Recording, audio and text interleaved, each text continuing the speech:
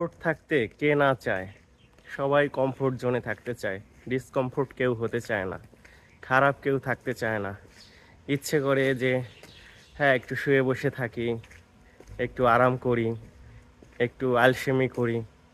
কিন্তু এগুলো যদি আমরা করতে যাই তাহলে আর সুখ স্বাচ্ছন্দ্য পরবর্তী সময়ে আসার সম্ভাবনা কম।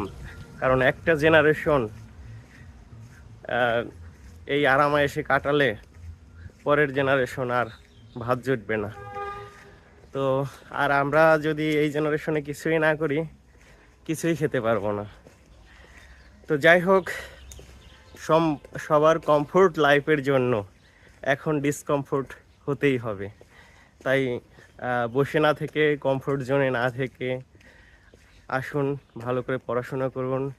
এসআই সার্জেন্ট বা এসআই হওয়ার জন্য এখন থেকেই নিজের শরীর ঠিক রাখুন, ভালো রাখুন সব কিছু। তো সবাইকে আবারও শুভেচ্ছা এবং অভিনন্দন জানাচ্ছি।